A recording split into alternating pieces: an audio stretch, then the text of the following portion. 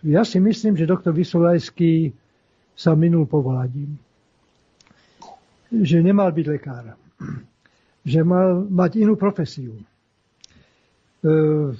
Propagácia, ja som si prečítal jeho životopis, jeho medicínsku kariéru a o jeho názore na očkovanie.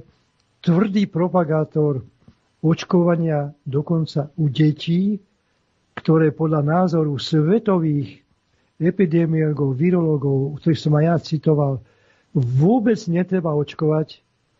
A keď si pozrieme všetky možné následky, ktoré môžu nastať po očkovaní, tak by som hlboko zaliezol niekde.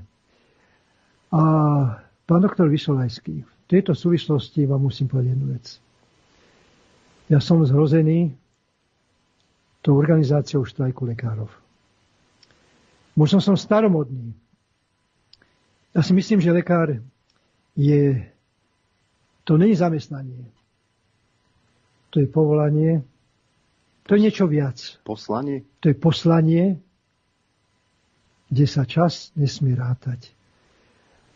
Vám zvýšili po štrajku prvom platy tak, ako lekárom, že druhotestovaný lekár zarobí čistého okolo 3,5 tisíc. Čistého. Pedagogika, ktorú nielen ja, ale veľa múdrych ľudí píše sa o tom, hovorí sa o tom, aké dôležité je vzdelanie. Dáva sa to na úroveň medicíny.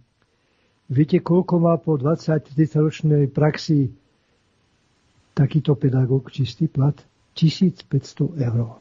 Oproti 3500 lekárovi. Ja si myslím, že plat, ktorý bol navýšený, by mal stačiť. Ste možno nepočuli, čo som tu spomínal, čo potrebuje slovenskú transformáciu. Viac ekonomiky. A kde sú aj rezervy v samotnom zdravotníctve. Ale štrajkovať lekárov, ešte k tomu, ja mám informácie, chirurgov, dokonca anesteziologovia. A na mojom bývalom pracovisku, ktoré som vytvoril svojím spôsobom, môžem takto povedať.